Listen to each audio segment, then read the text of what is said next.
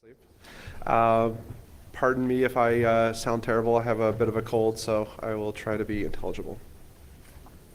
So, purpose of this tutorial.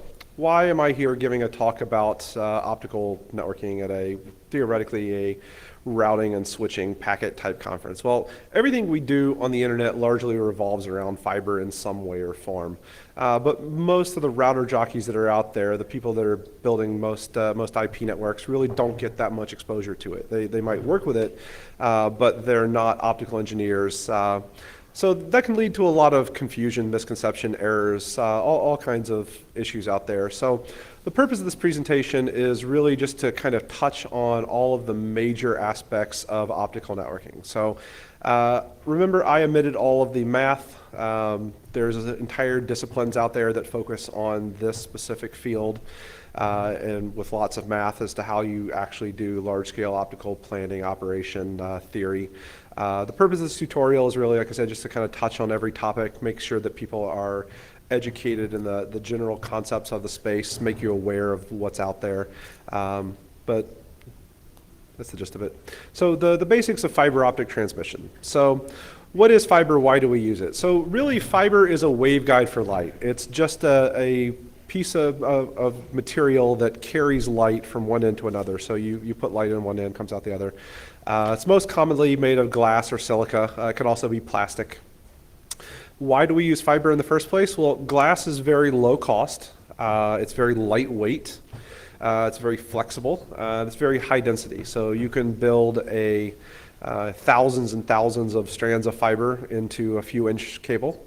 It's very, very light. You can install it on poles. You can install it wherever you want. It's very flexible. It doesn't have a lot of the bend radius issues of kind of copper and things like that.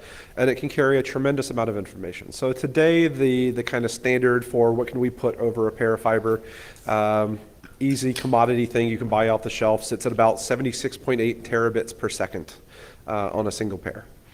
It can easily carry many different signals, many different simultaneous signals without overlapping with each other, so you can grow and scale and add customers and do things optically. You can carry a signal many thousands, even tens of thousands of kilometers without regeneration. You might need to amplify it, but you don't need to regenerate it, and I'll talk more about that later. And the technology continues to radically improve. So we can do this 76.8 terabits on fiber that was deployed 25 years ago that was originally meant for 100 meg service. The fiber is that infinitely reusable. And in fact, we've actually come full circle to wanting to work with the old fiber today. So a few things about fiber. So light propagating through vacuum is theoretically the fastest thing that we know of that can move in the universe. And that comes out to about 300,000 kilometers per second. So that's written as c. So if something is going exactly the speed of light, it would be 1c. But when light passes through a material that isn't a perfect vacuum, it actually propagates slower than this. So for example, when light passes through water, it has a refractive index, is the way that you describe it, of 1.33. So light passes through water 1.33 times slower than it would if it was just propagating through vacuum. And when light tries to pass from one medium to another with a different index of refraction, you can get a reflection. So if you ever look underwater and you see a reflection coming down at you because you're seeing the reflection of where it's trying to transition to air, that's what you're seeing. So that's why fiber works. It's a principle called total internal reflection. So there's actually two different types of glass inside this fiber cable. With two different indexes of refraction. You have the core, which is where your light stays, and it's surrounded by a different kind of glass called the cladding. That has a higher index of refraction. That's why the light is always being reflected back into the core. So as long as it comes in at a certain angle, then it will continue to bounce off the inside of the fiber, come out the other end. If you come in outside of that angle of acceptance, then it wouldn't do that, but that's the way fiber works. So here's a gratuitous example using a laser pointer, Wikipedia, and a piece of acrylic glass. You can see the behavior there. So Fiber is typically used what's called a duplex system. So the most common deployments you'll see out there, we use 2 strands of fiber, one for a transmit, one for a receive in each different direction. So that's the simplest, cheapest optical system that's out there. But the fiber itself is actually perfectly capable of carrying many different signals in both directions simultaneously. It just requires more expensive optical components to do so. So whenever we deploy a system, we make a decision as to how expensive is this fiber, how constrained is this fiber, is it worth optimizing, is it worth trying to get everything down to 1 strand of fiber, which we could do, or is it sometimes just easiest to use 2 strands of fiber, or can we just throw more pairs and pairs and pairs of fiber at the problem? And a lot of systems will use ribbon cables and things like that to throw more fiber at the problem. So it's purely a function of economics and the cost of the fiber itself. So the most basic distinction you can have in fiber is multi-mode versus single mode. So what do I mean by that? Multi-mode fiber is fiber that's designed to work with cheaper light sources. So the fiber itself has a very wide core, and it lets you use these cheaper, less precisely focused, aimed, and calibrated light sources. So in older standards, it would use LEDs. These days, it's using more laser stuff. But the premise is you won't be able to get very long distance over multi-mode because the core is so wide. It causes what's called modal reflections inside. So you'll only be able to get tens to hundreds of meters of distance, but you'll be able to use these cheaper optics. And interestingly, the cable itself is actually more expensive than single mode, but the optics themselves are a lot cheaper, and that can be a much better, much bigger benefit. So there's a couple different kinds of multi-mode that are out there. The older stuff that you'll see that has an orange jacket is what's called OM1 or OM2. This is otherwise known as FIDI grade fiber. So this came out around 100 meg FIDI type connectivity, and it's designed for that low speed signal. So we'll either have a 62.5 micron core or a 50 micron core. Really, you see this in the 100 meg and gig type signal. You can do 10 gig at it, but you really start to get very limited distances. And then if you want to do 40 or 100, you pretty much can't do that with this kind of fiber. The newer type of fiber that's out there is called OM3 or OM4. And this is laser optimized. So it's actually interesting. The standard, the closest thing that's a standard out there, the TIA standard, says aqua fiber for both. But a lot of folks have started moving OM4 to this violet kind of purple fiber to indicate that it's a slightly different fiber. But it's fiber that's specifically optimized for modern laser 10 gig, 40 gig, 100 gig type signals. So it has much higher bandwidth capability. For example, on a 10 gig signal, you go from a 26 meter link to 300 to 550 meters. And if you really want to do 400 and 100 gig signal, or 40 and 100 gig signals, you definitely need this kind of fiber. Single mode fiber is used for high bandwidths and long distances. So it has a much smaller core. It's between 8 to 10 microns in size, depending on the exact nature of the fiber. And there's no inherent distance limitations due to modal dispersion. So that means you can keep carrying a signal as long as you amplify it every about 80 kilometers, give or take. You can carry this on for tens of thousands of kilometers if you really want to. But single mode fiber has a really broad array of types. So it also has something like that looks kind of like multi-mode, where OS1 and OS2, but in single mode that means something different. So OS1 means tightly buffered, like what you would see in an indoor patch cable, and OS2 means it's loose fiber that you would blow through a duct. So it means something very different.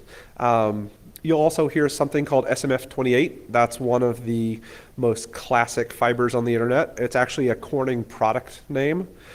So it's kind of the gold standard. It was like some of the original fiber that was deployed widely going back to the 90s. So, but single mode fiber comes in a lot of different types. It comes in low water peak, dispersion shifted, non-zero dispersion shifted, bend insensitive, and a bunch of others. And I'll talk more about that in detail later.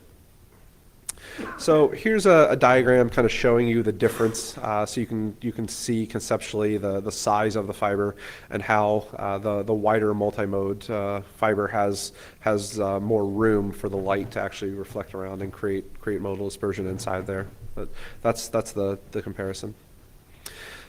Here's some examples of different fiber connectors that are out there.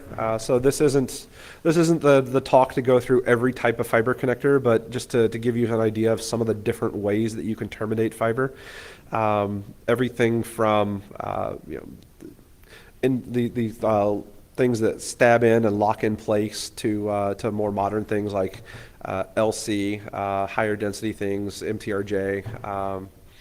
MTP cables. There's a wide variety. Typically, the blue tips means that it's, I'll talk more about this later, but it means it's a polished connector. The green tips mean it's an angled polished connector. There's a color code. There's a different scheme to every different fiber connector that's out there so that you know what you're getting and what you're plugging into. So now I'm going to go through a bunch of basic optical terms and concepts just to talk about these just general concepts. So first thing you have to know when you work with an optical network is something called optical power and attenuation. So optical power is just the brightness, the intensity of the light. So if you think about light traveling through fiber, as it's propagating down the fiber, some of that energy is naturally going to be lost. So it's either scattered by microscopic imperfections, so you can have imperfections where it just escapes through the cladding and doesn't continue to be reflected internally. Or sometimes you'll actually hit different hydroxyl molecules and dopants that are in the fiber that will kind of can be converted to heat. So you'll lose a little bit of power over time as you propagate through glass. So that loss of attenuation or that loss of intensity is called attenuation. So no matter how good the fiber is, as you propagate across fiber, you're going to lose some light over time. And we measure that in a unit called decibels. So a decibel is 1/10 of a bell. It's a logarithmic scale unit that expresses a relationship between two values. So that's something a lot of people don't understand. Decibel is what's called a dimensionless unit. It doesn't actually describe, it's not like saying 100. It's not an actual unit. It's describing two things. So if you want to, all right, here's a example. -10 decibel is 1/10 the signal. -20 decibel is 1/100th the signal. So you see the logarithmic relationship.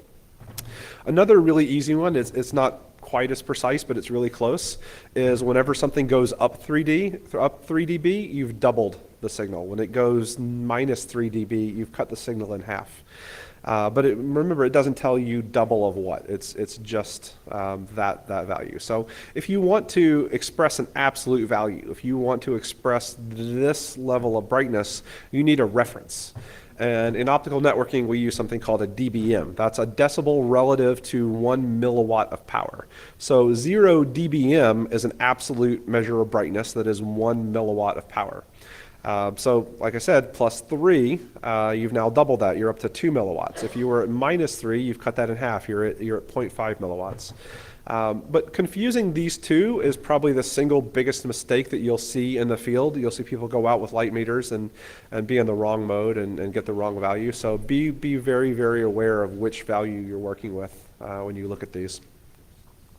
So why do we measure light in decibels? Well, light, just like sound, follows what's called the inverse square law. So that means the distance, the signal is inversely proportional to the distance squared. So here's an easy way to think of that. You send a signal, the signal travels distance x and it loses half of its intensity. So now what happens when the signal travels 2x? Well, it loses half of its intensity again, so only 25% remains.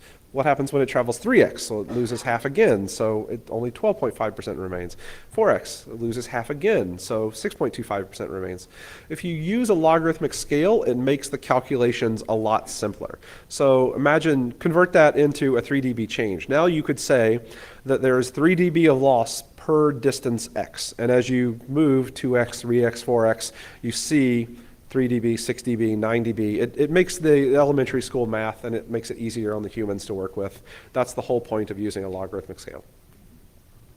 Here's a handy little conversion table that you can look at if you ever want to figure this out. You can also just Google DBM, DBM to MW. You can find all these wonderful handy tables on the internet.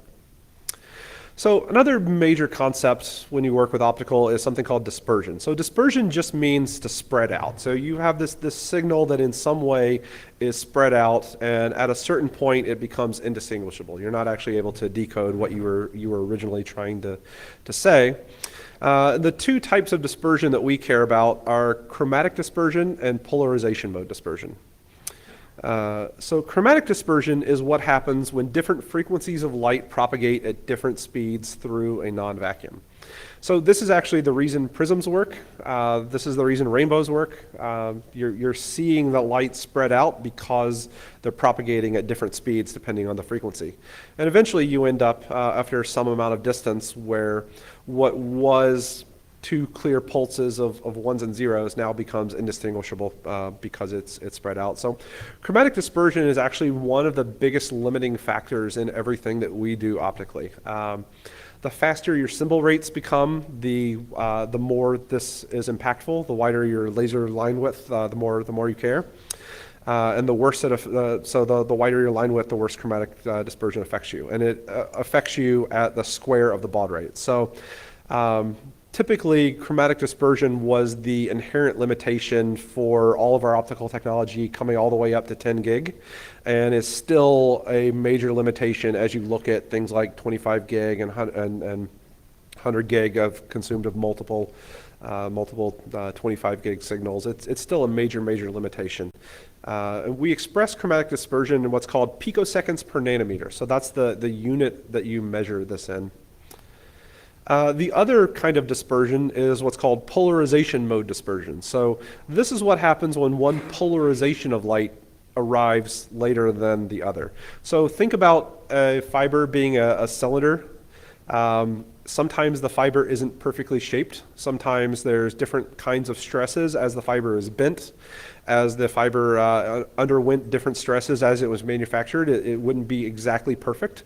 And so you end up with a horizontal polarization of light arriving slightly faster or slightly slower than a vertical polarization. And that's what's called DGD, differential group delay, which we just measure in picoseconds. So these are the two things that you really care about when you're working with fiber.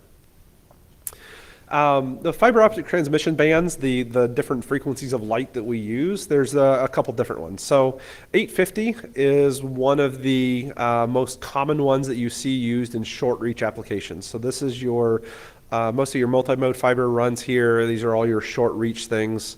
It's high attenuation. It lets you use really cheap, simple, basic lasers or LEDs, but it doesn't go very far. 1310 is what's called O-band, which stands for the original band, not very innovative naming. And so this covers 1260 to 1360. So this is a 100 nanometer chunk of spectrum with 1310 kind of sitting there at the center. And historical footnote, you'll see some people say 1300, you'll see some people say 1310. They're all talking about the same thing, but it just depends what different people have used to represent the center of this. This is really used for your intermediate reach. This is your 2 to 10 kilometer type reach applications. You'll see it used for longer. Some people are doing 30, 40 kilometers with 1310, but it's the point of lowest dispersion for classic single mode, but it's also a point of higher attenuation. So that's why you see it used for that intermediate reach. The 1550 band, which is called the C band for conventional, is defined around what you can amplify with an EDFA. And I'll talk more about this in a minute, but it's a big chunk of spectrum that is used for long haul, DWDM, everything that we do that's fancy. It's the point of lowest attenuation. So it's where you can send the signal the furthest. It's where you'll actually be able to get a good 80 kilometer reach or more on an individual link before you have to amplify. This is where you see pretty much everything centered around long reach and DWDM. The only time you see anything different is if you see something using L-band. So L-band is, think of it like an extension to C-band. It has very, very similar properties. It's just an expansion of it. So if you ever fill up your C-band and you really, really, really need to put more capacity on that, they have different amplifiers that will work, that will affect things in the L-band. They have different things that are, all the components have to be tuned slightly to be compatible with it, but it behaves very much like an overlap of C-band with slightly worse performance. Here's what that looks like on a chart. So you see here the dashed line at the top shows the way the fiber worked kind of going back to the early 80s. There were certain peaks. This is called water peak. So basically in the manufacturing process, there are these hydroxyl molecules that get in the glass that are very difficult to take out. And so the early fiber had certain frequencies of light that had very, very high attenuation. You just weren't able to use those chunks. And we used the windows around those water peaks to work with what we put on the fiber. And as you see, the fiber's gotten better and better and better. And these days, modern fiber has very low peak. You still might not want to use the water peak because it's not the optimal point of the fiber, but we've gotten much, much, much better in modern fiber, and we can work with this if we need to, if we're ever spectrum constrained. A big concept in working with optical is something called the OSNR, the optical signal to noise ratio. So if you do any kind of a long haul system, an amplified system, anything that's more than a point-to-point system, the OSNR becomes the biggest thing that you care about. And it's the ratio between the signal, the nice clean signal that we have in the center here of the laser we're trying to transmit, and whatever our noise floor is, whatever that background is that we can't distinguish from our original signal. So this becomes a thing that you talk about later, the performance of optical systems. So now I'm going to talk about wave division multiplexing. So wave division multiplexing, we know that light comes in many different colors. So what we perceive as white light is really just a mix of all of the colors of light. So what that means is that you can have different colors of light combined on the same fiber, and the goal is the light, different channels, different frequencies of light will go right past each other without interfering.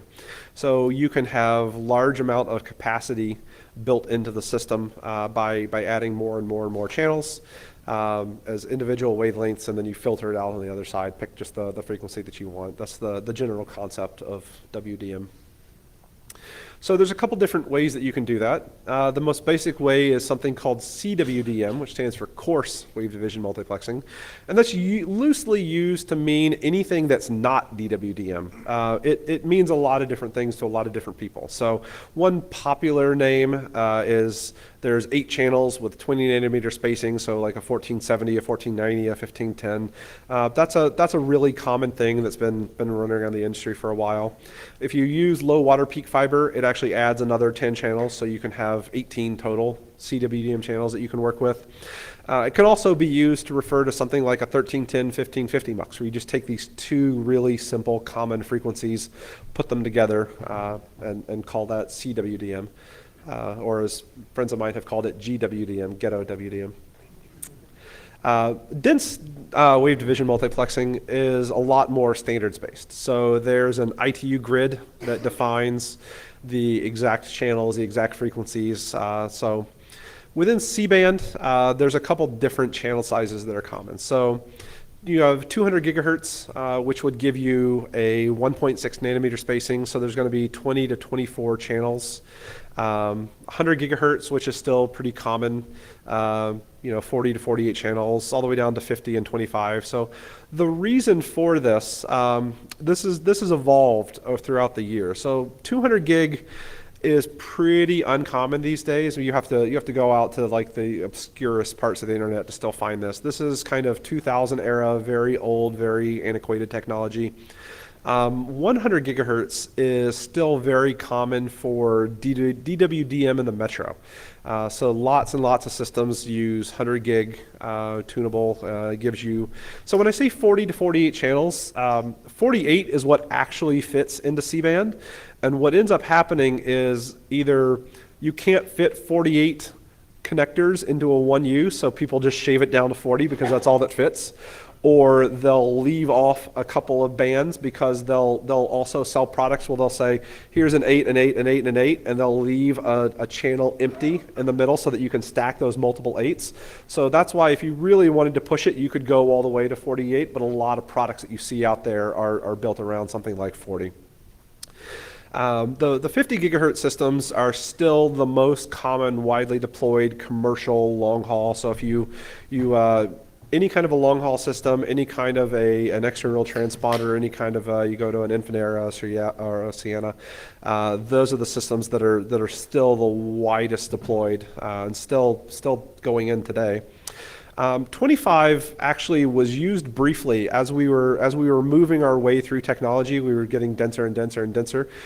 We got all the way up to a 25 gigahertz for 160 or 192 10 gig channels, and then we actually started backing away from that. So 25 is kind of considered old, defunct technology now too, because we ended up finding different ways to pack our channels. But the modern systems can actually be very flexible. There's a technology called FlexGrid that I'll talk more about, where you can actually create channel sizes that are different widths. A lot of new technology actually depends on different widths out there. So you'll start to see a lot of things going forward. You're not going to see these old, it's just 100 gigahertz, it's just 50 gigahertz. You're going to see more advanced things.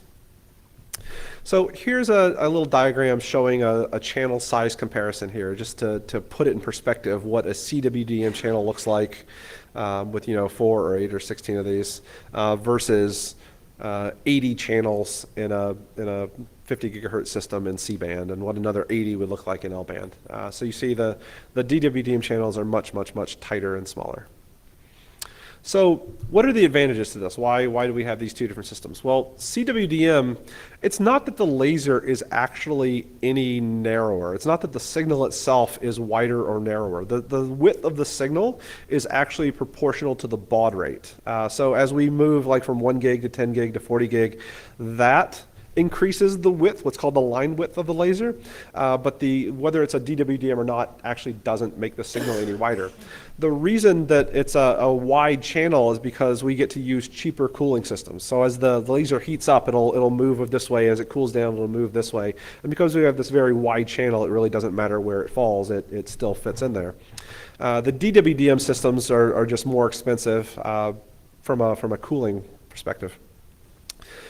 You can have far more channels on a DWDM system. So like I said, you can go up to 96 channels in 50 gigahertz in 32 nanometers of spectrum versus 8 channels at 160. So you can obviously have a lot more capacity. But the big advantage to DWDM is that you can stay completely inside the C-band or the L-band if you wanted. And that's the area where you can do amplification. So I'm going to talk a lot more about that later, but that's the area where you can carry a fiber signal for more than one hop, make it brighter through amplification, and do long haul systems. So other ways that we use WDM, like I said, there's other forms. So the 1310, 1550, that's a really simple, basic, easy way to, hey, I just want to double the capacity of a system.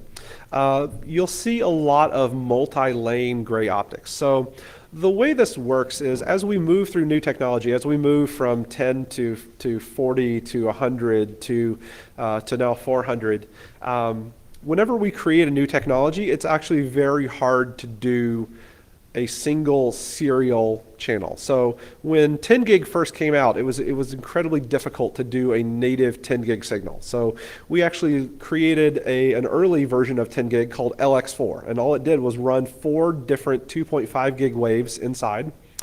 And it was much cheaper and easier, and it went further, and it was just much easier to work with to use 4 parallel versions of the lower speed signal than it was one high speed version. And then over time, we got better and better and better, and eventually it flips. Eventually it goes the opposite, where the overhead of putting in a gearbox to do 4 lanes becomes more expensive, more difficult than just working with one native 10 gig signal. And so these days you rarely see anything like that, but if you go back 10 years ago, LR4 or LX4 LR4 was a popular standard. So very similar thing at 40 gig. 40 gig E actually doesn't, 40 gig as a native signal doesn't really exist. So if you ever go up to a router and see a 40 gig port, you are never, ever, ever, ever, ever looking at a native 40 gig signal. You're looking at 4 parallel 10 gig signals. And so that'll just run at a CWDM type frequency.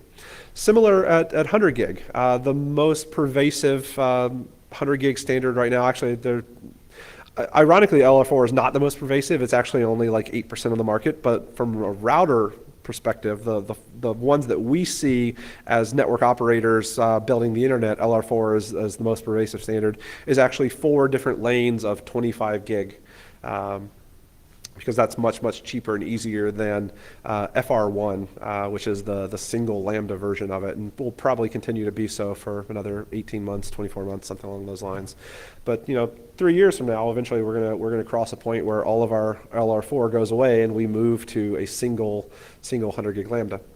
You'll also see single strand optics, so BX, bidirectional. So you'll have an optic that just kind of has a little tiny integrated mux in it. So you can if you have a fiber pair, you could use one strand for one link and one strand for another link, and it's just without requiring any specialized knowledge whatsoever. It's just a cheap, easy way to double capacity, and you'll see this used as WDM.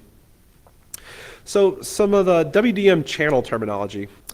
When you hear someone say 100 gigahertz mux, what they're talking about there is the channel spacing. So it's 100 gigahertz is the space from the center of one channel to the center of another channel. But that's describing one very small piece of the mux, right? There's a lot of other things that you care about. So you care about the channel passband. That's the amount of signal that's actually able to be carried across this channel. And if you have a very narrow channel passband, then you clip the light on the edges. So you would get only a small channel in the center. You have ripple, which is the shape of the curve. Sometimes you'll have different parts of the curve that have higher or lower attenuation than others. You have channel isolation, so you care about how effective am I at cutting off the frequency from one side to the other. And so you have adjacent channel isolation, total channel isolation, like how effective am I at cutting off the background noise from other channels. There's all these different things that come into play when you look at DWDM channels. So now I'm going to talk a little bit about WDM networking components in general. So I just talked about it a little bit, but a mux and a demux. This is probably the single simplest, easiest, most basic thing that you'll see in a WDM system. It is a passive, unpowered, generally uncooled device that combines or splits multiple colors of light into a single common fiber or fiber pair. So it's short for a multiplexer. Sometimes you'll hear it called a filter or a prism. So a filter does a better job of describing how it actually works. You're actually filtering specific frequencies of light. But a lot of people kind of conceptually understand that a prism is a thing that splits light, and so you'll hear it called a prism. And a complete system requires a mux and a demux. So generally speaking, you'll have, so if you ever crack open like a 1U box, it'll have something like this inside. It'll have the actual mux component, and there'll probably be 2 of them for a mux and a demux, and they'll all be put into one little unit. And this takes, this one's probably like a 16-channel system and combines it into one. Another major component is what's called an OADM, an optical add-drop multiplexer. So if you think of a mux as the endpoint, you think of it as the starting point of a piece of fiber where you take a lot of signals, combine them into one strand, and send it down. An OADM becomes a good midpoint. So it's a way for you to selectively add certain channels without having to drop all of them. So you could do this if you had like 3 segments. You could have a full mux demux, a full mux demux, a full mux demux. But there's a lot of insertion loss. There's a lot of penalty overhead, cabling overhead associated with that breakout of all 40 or 80 of those channels if all you want to do is pass some of them through. So an OADM is just wired so that some of the channels are dropped and can be broken out and some are passed through. And if you build a well-constructed OADM ring, you can reuse different pieces of the frequency at different parts of the ring. So you can have a group of channels that are reused every single time. You can have other channels that pass all the way through. And an OADM is also a completely unpowered passive device. It's very similar in concept to how a MUX works. There's a bunch of different technologies that are used in these passive components. So there's three main types. One is called an FBG, a fiber Bragg grating. So what's happening here is you're basically etching the core of the fiber. You're creating these little tiny notches, and they do this with this very powerful laser that creates these little notches inside the fiber. And the exact distance the notches are creates reflections of certain frequencies. So you etch a tiny little piece of fiber, and it creates okay, we will reflect this little 10 nanometer chunk back. So here you see in this little diagram, there's a chunk here that as the light comes in, this one frequency is reflected and everything else is transmitted through. And then you stack multiples of those on top of each other to create your system. So these are very common in low channel count systems, kind of your 8 or less. If you just have a basic 1310, 1550 or any kind of a thing like that, these tend to be FBG based. The medium channel systems are what's called thin film filter. So it's a lot of the same technology used in photography. You're creating these optical filters with different colors of light, and so you pass through and you filter out different ones. The more interesting one, the one that you see for the larger systems, is what's called an AWG, an arrayed waveguide grating. So if you've got a 40 channel system, that's definitely what this is. If you've got an 80 channel system, typically it's just two of these glued together. What this is two prisms. So imagine you have an input and output, and you have a prism on one side that spreads the light out, and it spreads it out into a big array of fibers. So if you've got a 40 channel system, there's 40 fibers, and they're all a known length. So this one strand is slightly longer than this strand, is slightly longer than this strand. So it comes together into another prism, and because of the different lengths of cable, you're creating a giant interferometer. You create a lot of constructive and destructive interference. And so it ends up breaking out these signals into your 40 or 80 different channels through constructive and destructive interference. But that's how it works. The original versions required active cooling. The ones you see these days are what's called an AAWG, athermal. So they're basic standalone. They require nothing.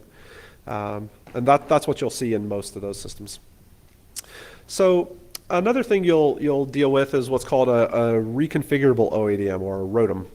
So a ROADM is a software reconfigurable OADM, and it's built around a piece of technology called a WSS, a wavelength selectable switch. So your common architectures, one way to do it is what's called broadcast and select. So one side is just a passive splitter. So if you have potentially 4 different ways that you want to steer a wave, you might just take the light and split it 4 different ways, and then select on the other side. The other method is called route and select. So you actually deliberately, I steer a wavelength this way, and then I steer a wavelength as I receive it.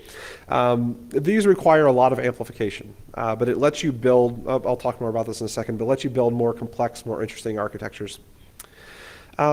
When you think of a ROADM, the most important thing you think of is what's called the degree, the different directions that light can be steered.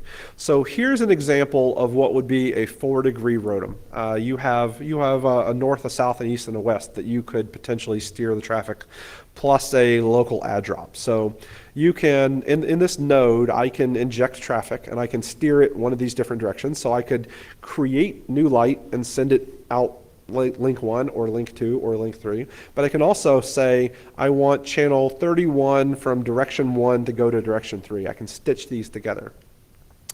And if you actually look at kind of how it's constructed internally, it's just these WSSs, these wavelength selectable switches with a big array, with a big old grid of one connected to every other possible degree. And so you're deliberately steering, all right, I want to steer this wavelength towards this direction. I want to steer this wavelength towards this direction. The more and more you do this, the larger this becomes, until eventually you have this massive pile of fiber interconnecting all these things.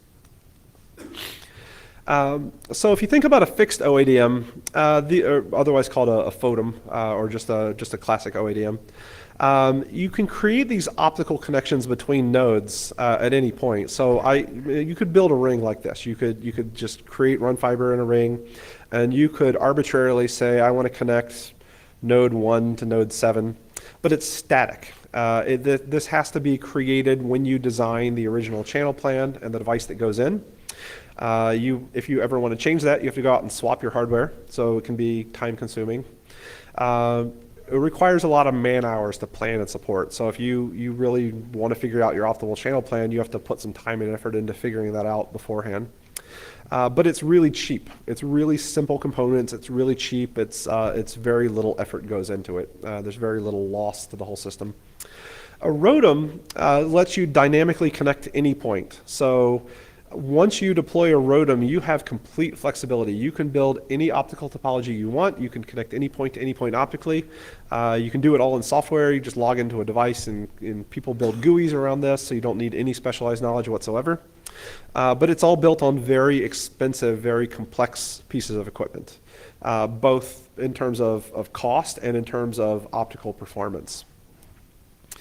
So there's different kinds of ROADMs. So the evolution of the ROADM, if you follow it from the most basic, it started out as reconfigurable. So you could change the channel that you wanted to add or drop or pass through, but all it did was go, like once you made the decision to go here, then it would just go to a standard MUX to be broken out. So a specific frequency would still be connected to a specific port. So if you had channel 41, it went to a port that was labeled channel 41, and you plugged a cable into that, and you ran it into something that said channel 41 on your optic on your router. And if you ever wanted to reconfigure anything, you had to go send a tech out to recable. So then they created what's called a colorless ROADM. So that eliminated the need to map a specific frequency. Basically, it's just a big multicast array. It's you send the signal out every different channel, and you let the other side select what it wants to receive. So now I can do things like, I'm using channel 41 today, but I can change it to channel 42 tomorrow, and all I have to do is log into a device and type that and enter, and it does it. The latest generation of ROADM is what's called a CDC, a colorless, directionless, contentionless. So colorless, we already said, means that you're not mapping a specific channel to a specific port. Directionless means that you can send the channel any direction you want. So you could send it in this way, east, west, or north, or not. And contentionless means that there's no internal contention. I can reuse that same channel multiple different directions. So obviously I can't reuse, if I have channel 41, I can't send two different channel 41s east, but I could send one east, one west, one north, and none of them would conflict with each other. So what's the goal here? What's the whole point of doing a CDC ROADM? Well, the goal is to make this able to work entirely in software. So you can reconfigure these transponders onto different paths. You could reallocate them. So for example, time of day traffic. You might have an off-peak and an on-peak where at midnight, you might have a lot of traffic going to Asia, and you might have very little traffic being delivered locally. And as that time shifts, you might now be sending a lot more traffic to Europe, and you might be sending a lot less to Asia. So you could potentially remap where these individual transponders are used without having to buy two of them, without having to buy that extra capacity. It lets you go out and do this dynamically in real time based on changing conditions. So there is a lot of standardized work going on in the IETF. There's something called PCAP, the Path Computation Element Protocol, where you can have your network tell your optical layer, I need this amount of capacity. It looks like I'm sending this much. Please reserve me this amount of capacity. And the optical layer will go out and map, dynamically move around and reserve that capacity. And on the one hand, there's a lot of great potential for reuse of transponders and making them more efficient. And on the other hand, it makes the transponders less efficient when they do that in general. So what I mean by that, let's take a look at what actually goes inside of a modern CDC ROADM. It's a little piece of black magic that's happening here. So the very first thing you do when you come into a ROADM, you have to amplify, because a ROADM is about to destroy your signal. So you have to make it really, really bright. Then you come in through a very large WSS, so let's say like a 1x20. So you have 20 different possible ways that you can steer a thing. So that is going to cause a ton of insertion loss. So as soon as you come out of that WSS, you're going to need to amplify again. And then you're going to go into what's called a multicast array. So this is an example of like an 8x16. So you have these arrays of amps that take these many different, because like this 1x20, you have 20 different possible degrees, 20 different possible paths on the back end. Well, every one of these needs an amp. Then it's going to come into this thing that takes the signal and amplifies it out of a very large number of ports and then splits it. And then on the receiver side, you plug into a port and you say, oh, I want to tune into channel 21. I want to tune into channel 22. There's a lot of complexity that goes on in this, both in terms of absolute dollars and in terms of what it does to your OSNR, what it does to your signal quality, what you're actually able to get out of the system because of everything that you put in here. So you're trying to strike a balance.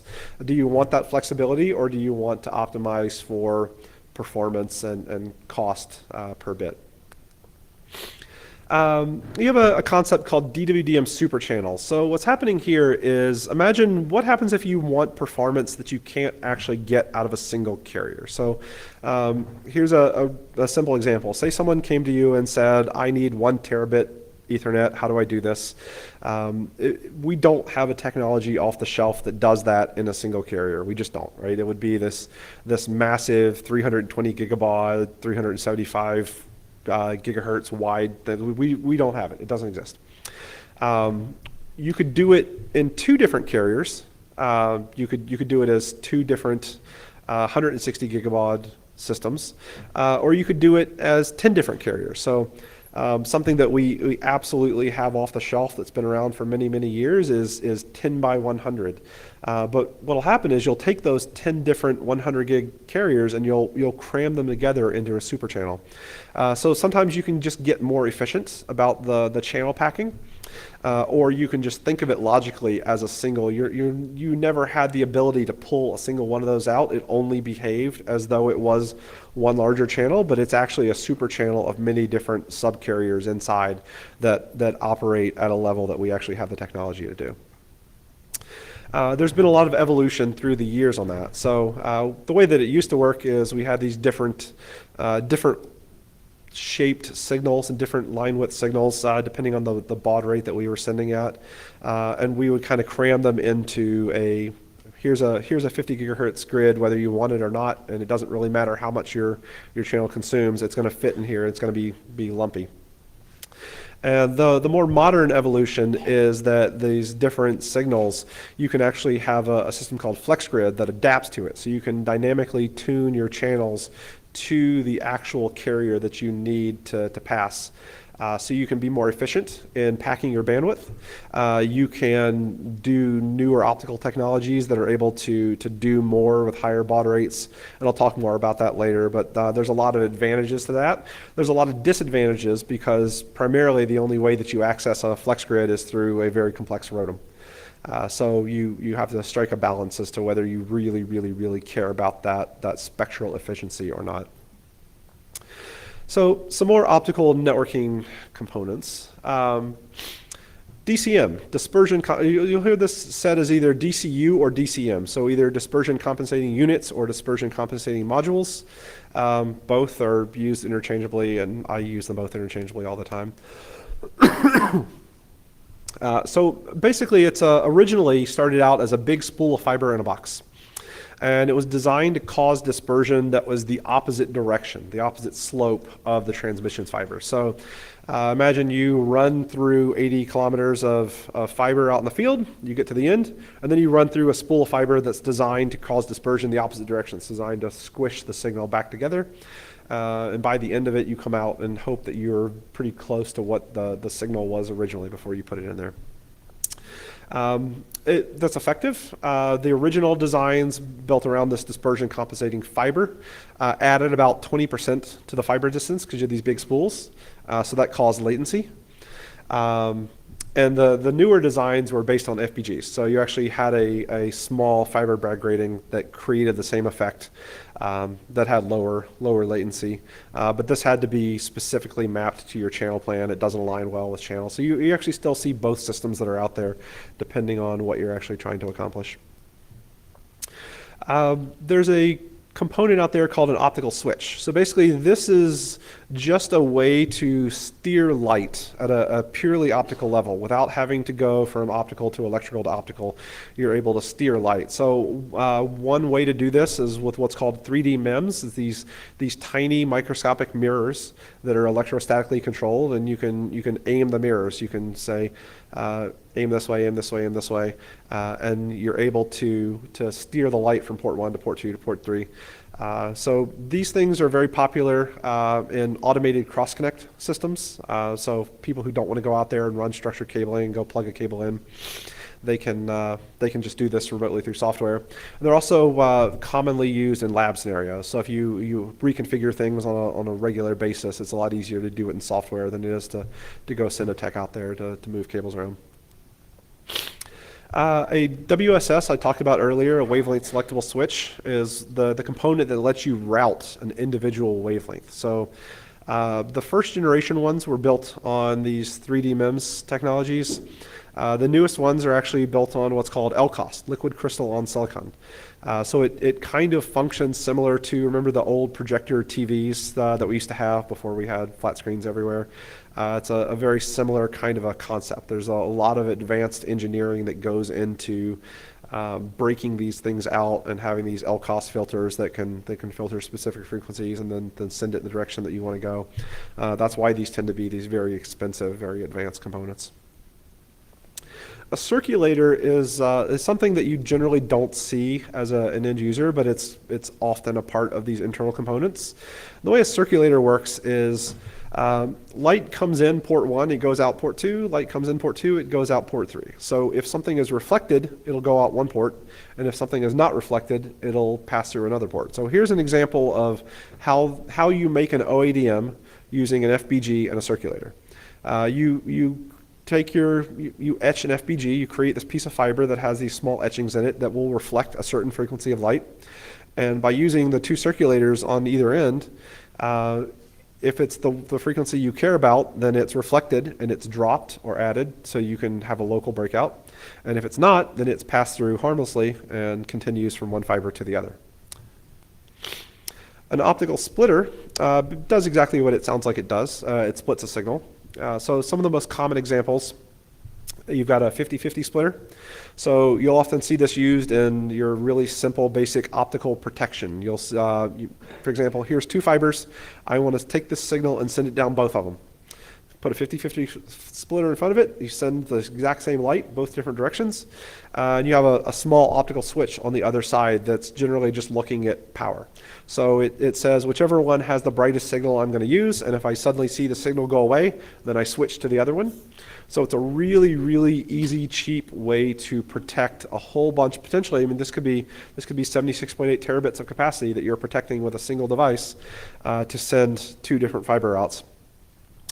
You also see a 99.1 or 98.2 or 95.5, depending on the exact specifics, but it's a very small splitter you'll see used for what's called OPM, optical performance monitoring.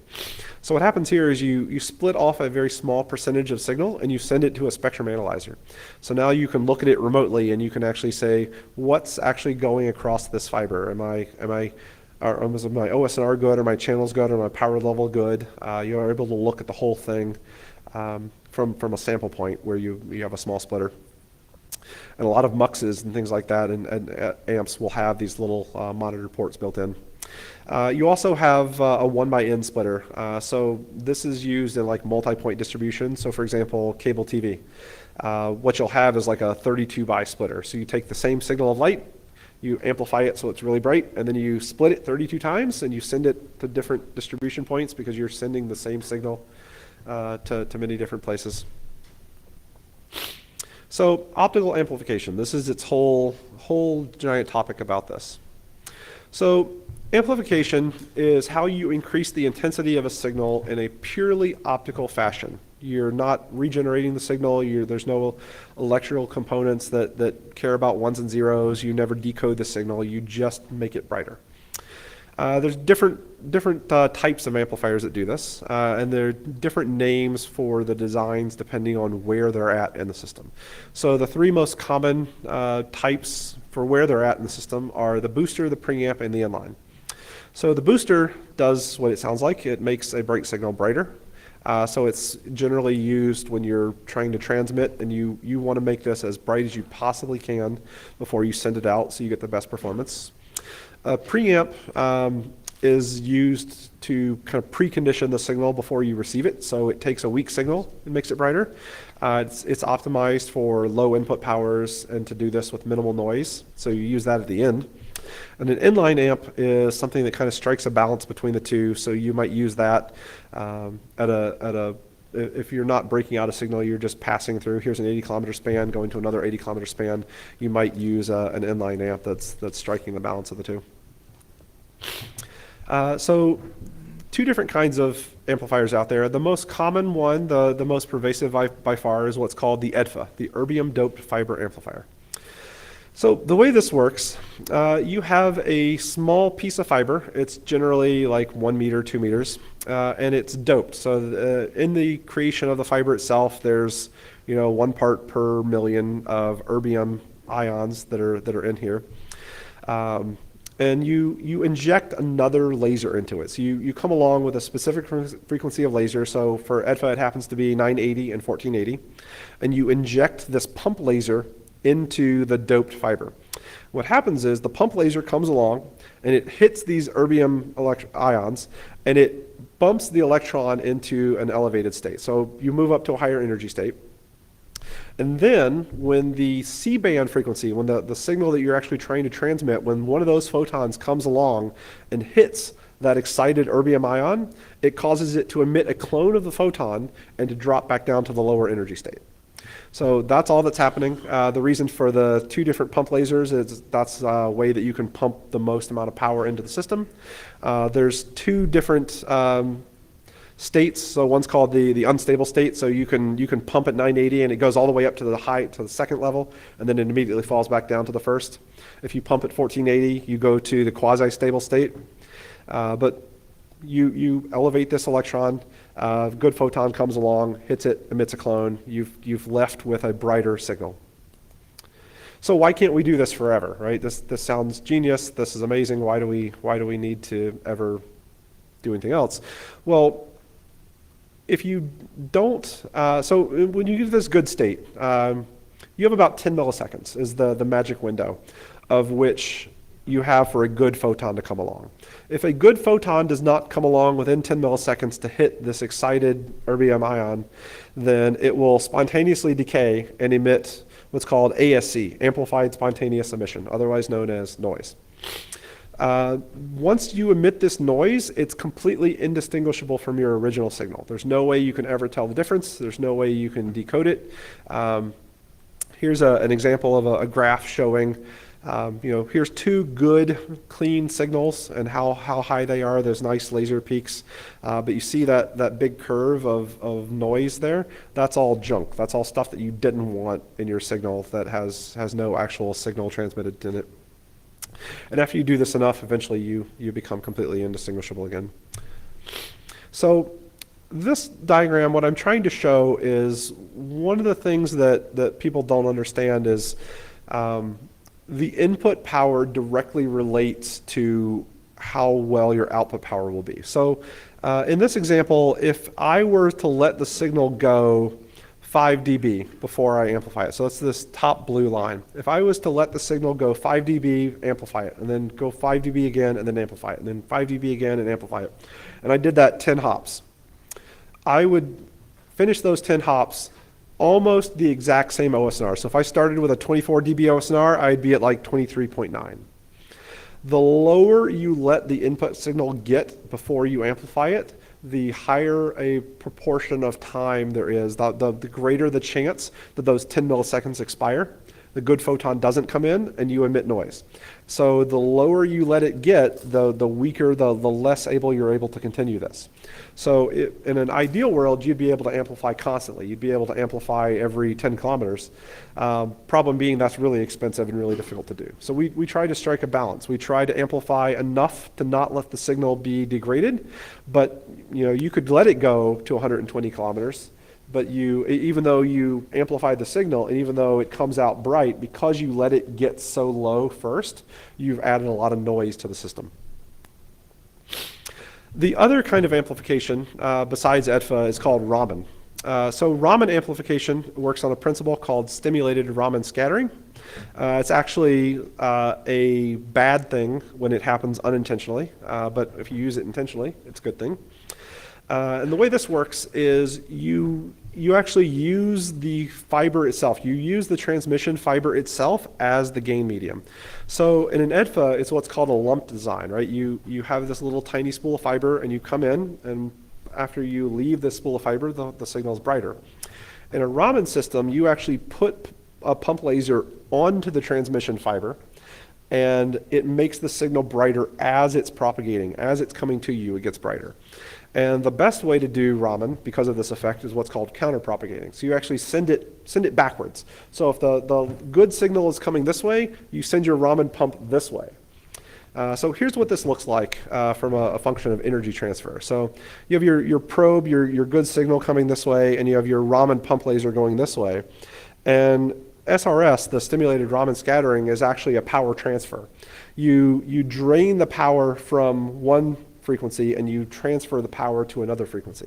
So at the end of this, you have a depleted pump going one way, which is filtered out later, and you have your brighter signal that you actually care about going the other way. The reason that matters, so if you look at EDFA-only amplification, it's very linear, right? So you start out and as you amplify, you make the signal brighter, and then it goes and it loses power over time, and then at a certain point you amplify again and it gets brighter. But the two things you care about are the high end and the low end. When you make a signal too bright, you create something called nonlinear effects. And I'll talk a lot more about that in a second, but you don't want it to be too bright. There's a certain amount of power that you can put into the system, and eventually you hit that limit and it causes all these issues.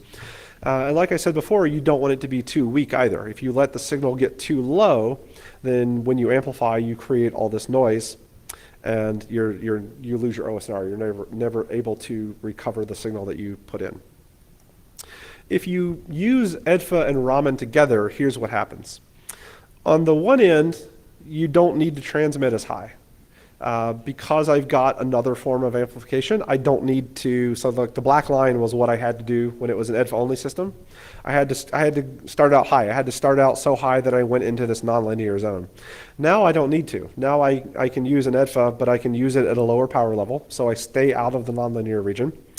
And then as the signal comes in, you see the Raman pump, the counter-propagating pump going backwards. You see the signal actually starts to stop getting dimmer and goes brighter. And so as it comes in, I actually start out at a much brighter signal.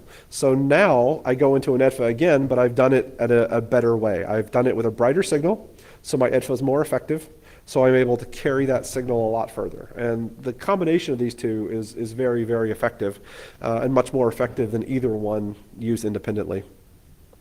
So here's an example of how that works. Let's say, for example, that you had a 21 dB OSR. This was a target that you had for a particular transponder. When we did it as an EDFA only, you see the blue curve here, we fell below the 23 dB or the 21 dB OSNR line after 7 hops. So if, for example, we had 100 kilometer hops, we had 7 of them, we went 700 kilometers, and then we lost the signal.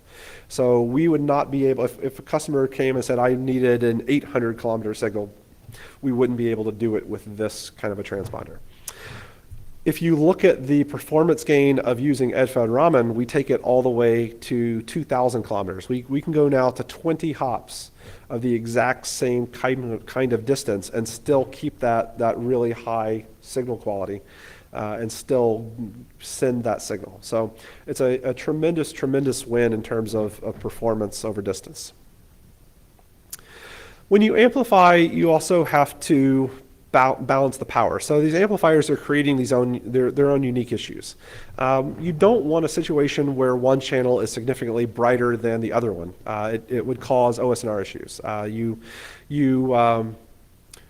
If one channel is significantly brighter than the other, then it's going to lower the amplification that happens on that dimmer channel, and it's going to come across and have problems. So what you do to try to compensate for this is the most basic thing is something called a GFF, a gain flattening filter. So it's basically a statically designed attenuation thing that's designed to kind of flatten this out. So it's generally matched to your EDFA, and it's generally a part of the amplifier itself.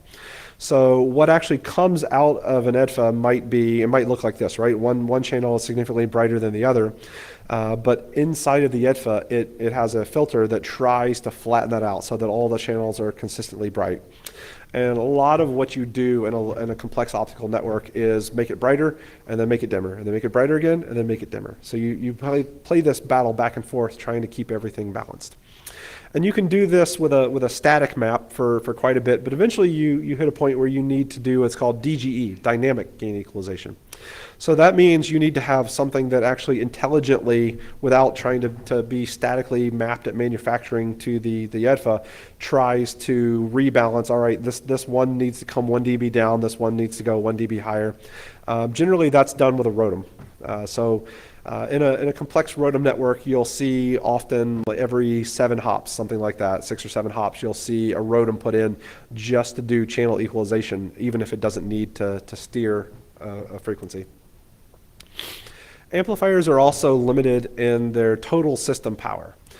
So you have a limit in what you can put in and what you can take out. So here's an easy way to think about this. Imagine a single channel is 0 dBm, so it's 1 milliwatt of input power.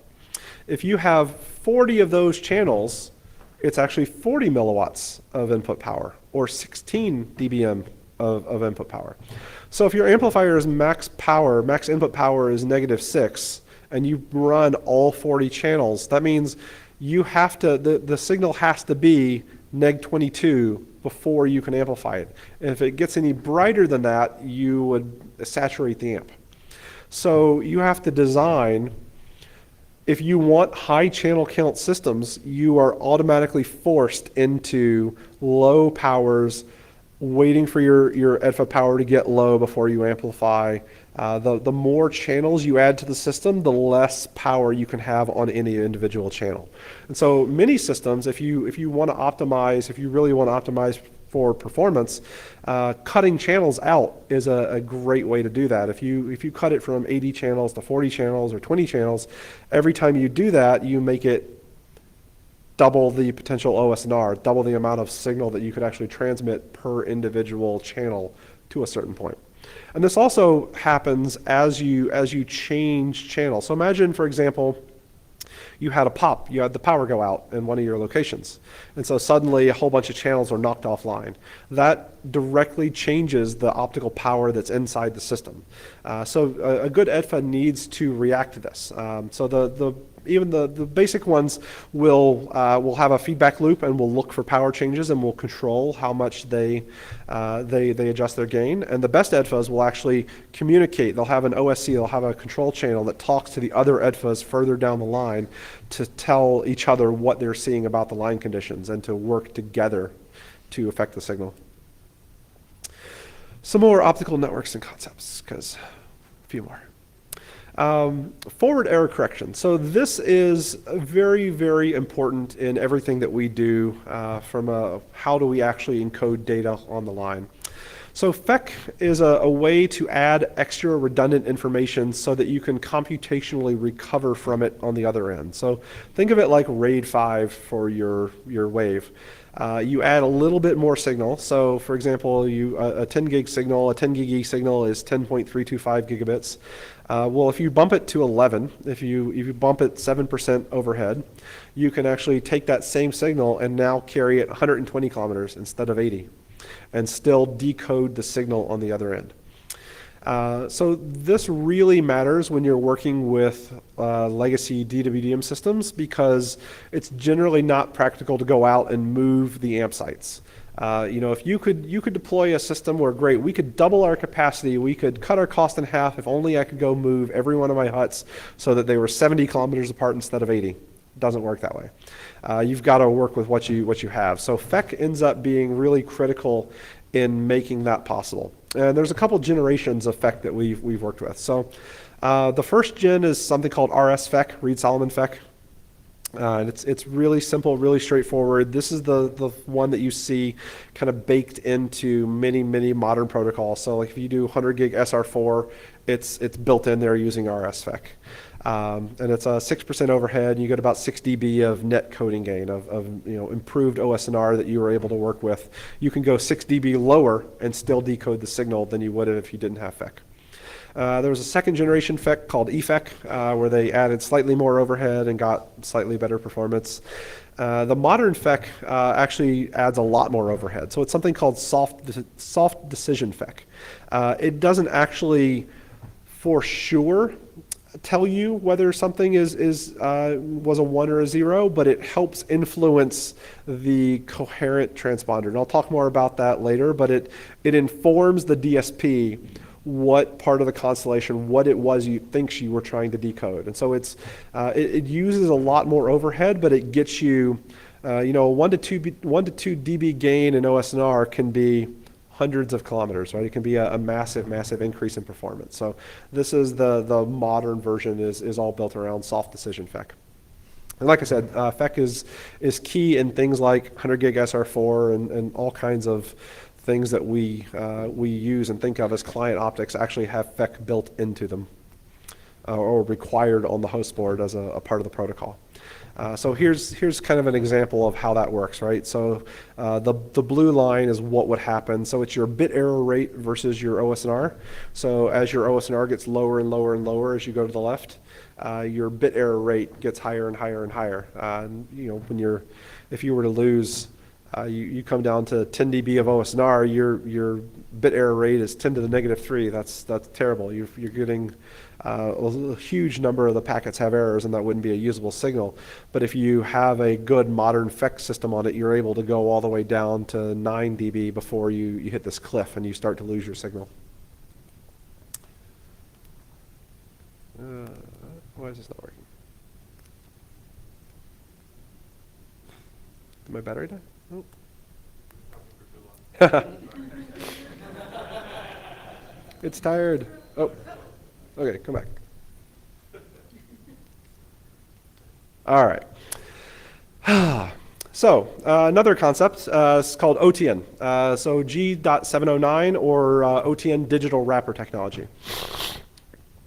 Sorry, snotty. So the way this works, OTN is a modern replacement for SONET and SDH. It's a way to take lower speed signals and mux them together so that you're able to transport them across an optical network. So it works like a wrapper, right? So you imagine you have a 1 gig signal coming in. You might want to run that across you might run 10 1 gig signals across a 10 gig optical carrier. Or a modern version of that might be 10 gig signals or 100 1 gig signals across a single 100 gig optical carrier. OTN is the protocol that lets you individually tell what those things are. So it carries some of that debugging information, right? You can see where the different components are along the way. You can tell what the thing is. So maybe I'm carrying a GIGI, maybe I'm carrying an old SONET signal, maybe I'm carrying frame relay still, maybe someone still has an ATM card that they're running across this. OTN lets you tell what it is and lets you mux many of these different independent signals together in a way that's modern. So think of it as the modern replacement for kind of SONET and SDH. Different types of single mode fiber that are out there. So I already said that there's many different kinds, and single mode is used in almost all of your long reach applications. So the basic common standard one that you hear about the most is what's called G.652. So that's standard single mode fiber, otherwise known as SMF28. That's a product name, but you'll hear people call it that. That's just the standard stuff. There's a kind called full spectrum or low water peak fiber. So that's actually modern 652 kind of assumed that. So modern fiber, if you were to just buy regular standard fiber, is low water peak fiber, and it would just be 652D. It would be the latest revision of that standard, so that it can work with as many channels as possible. There's a kind called dispersion shifted fiber.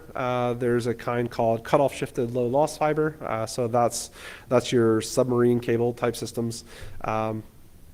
Whole bunch of different kinds. So your standard single mode fiber, this is the one that is the widest deployed. It was in all your original cables. Anything that was out there in early fiber days is still there, and most modern things that go out there are still some variant of this. Like I said, SMF28 as a Corning brand name, but it can be anything. You could also call it NDSF, non-dispersion shifted fiber. So the original SMF that was out there was designed for 1310. That was what it was really optimized for. And that's the point of lowest dispersion. And this is all fiber that was created before the invention of WDM. So remember, wave division multiplexing is a relatively modern invention, right? It's barely 20 some years old. So there was a lot of fiber that was deployed when the premise was just to go out there and run a single channel, and that was all people knew. So ironically, it's actually come full circle to this is now the kind of fiber that we want to deploy on new systems. But for many, many years, we spent creating new kinds of fiber to go out and deploy, thinking that we were solving problems. So like I said, there's the low water peak version. This is the kind that opens up more frequencies. So you get this spectrum over here in E-band that you can use, that you could use with CWDM channels. There's a kind called dispersion shifted fiber. So what happened here was someone got the bright idea, all right, what if we design the fiber so that instead of the lowest dispersion being at 1310, what if we could shift that so that the lowest dispersion was over at 1550, the same point where the lowest attenuation is. So now we're able to carry a signal and keep it bright and hopefully keep it, have less dispersion. So dispersion shifted fiber was that first attempt. And it works well on a single channel system. So if all you ever want to do is put one carrier across fiber, great. And then they created DWDM, and then they realized, oh crap, this is a real problem. Because what happens when you do this with many different carriers is you create huge nonlinear interactions. The reason for that is you actually want what's called walk-off. You want dispersion helps. Dispersion spreads the signal so that in any given molecule in any given instant, the power is spread out across many of them. And if there's less dispersion, it's all passing through that one molecule right then, and that's causing your nonlinear effects. So you rarely see this fiber deployed anymore. It was just kind of ripped out and unused and considered a commercial failure. So then they said, all right, let's, what if we did it so that we didn't hit zero dispersion, but we hit just outside. So we shift the point of zero dispersion so that it's just outside the frequencies that we want. So we have lower dispersion, but it's still not completely gone. It's still there. So then you have, to manage that, you have two different kinds of fiber, right? So you have your transmission fiber, which causes dispersion in one way, and then you have your compensation fiber that compresses the signal optically and sends it back the other way. And you switch back and forth between these two slopes, and so at the end of it, you come out with relatively little dispersion compared to what it would have been across this very, very long system. And this is the way that we built long distance 10 gig networks. It was all kind of predicated around this kind of technology, because you have to dispersion compensate in those types of systems. Another fiber, G654, is the ultra low power, the ultra low attenuation high power cable that you see used in submarine systems. And you'll see G657, which is typically what your patch cables are made of. This is called bend insensitive fiber. So you can go out and flex it or wrap it around your finger or do whatever you want, and it won't cause attenuation. Like I said, perfect for patch cable use, really, really common for that. But if you were running 1,000 kilometers of it in the ground, you wouldn't, there's no point, right? You would want the cheapest, best performance fiber, which is your 652. And modern fibers are better than these specs. So the newer the fiber, generally the better the quality, the better the performance. So here's an example of some of the different dispersion rates of the different commercial fiber types. So you see the value that is typically used to describe chromatic dispersion of SMF28 or standard G652 is 17 picoseconds per nanometer. So you see that's kind of right in the center of C-band, 17 picoseconds per nanometer per kilometer. So if you went 1 kilometer, you would have 17. If you went 2, double that. But you see there's a slope to that, right? So if you're on one end of the C-band, it's a lot lower. If you're on the other end of the C-band, it's a lot higher. So the other slopes here, there's different brands from different manufacturers. There's Leaf, TrueWave, Teralite. There's a lot of other brands out there, and they each have their own slope. And so when you go to dispersion compensate, you have to slope match. You have to make sure that your dispersion compensation is designed to counter the kind of fiber that's actually in the ground that you're using. So nonlinear impairments, I talked about this a little bit earlier, but nonlinear impairments, the best way to describe this is high power problems. So if you don't transmit at high powers, you will never see these problems. People ask, well, how high is high? And the answer is it depends.